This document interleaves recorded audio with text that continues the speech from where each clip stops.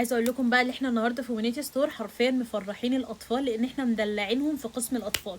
في كميه منتجات رهيبه نزلت في قسم الاطفال على الويب سايت، اوعوا تفوتوها. هشارك معاكم دلوقتي اهم المنتجات اللي نزلت. وعلى فكره والله المنتجات ديت احنا مش اول مره نوفرها، وكانوا بجد بيست سيلر جدا جدا واتسحبوا، والحمد لله رجعنا وفرناهم من تاني. اول واهم منتج الليف ان بتاع تولا. عايزه اقول لكم بجد الامهات بيستخدموه بطريقه مش طبيعيه على شعر اطفالهم، لان هو بجد امن جدا جدا وبيرطب شعر كويس قوي.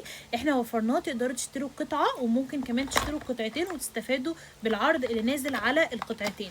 ده من اكتر المنتجات في المجموعه عامه اللي ما شاء الله ما شاء الله سحب عليها عالي. تاني حاجه يا جماعه برضو من منتجات تولا الليثيوم بتاع الشعر. عايزه اقول لكم ان ده خاخ بيتحط على الفروه بتاعه الشعر، عشان لو شعر بنتك خفيف وما بيطولش ومش تقيل، فبتبخلها بالليثيوم دوت كل يوم قبل لما تنام، وتسيبيه كدهوت على شعرها. النتيجه بتاعته تحفه، برضو نازل في عرض القطعتين. بعد كده معانا كمان وفرنا الشامبو بتاع تولا. حرفيا يا جماعه الشامبو ده امن جدا جدا ومش بينشف الشعر خالص وبينضفه. والاحلى اللي اطفالكم مش هيتحسسوا منه، هو اصلا لو انتوا حطيتوه هتحسوا حرفيا ان انتوا حاطين موز على شعركم مش شامبو.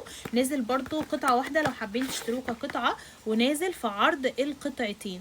تحفه تحفه.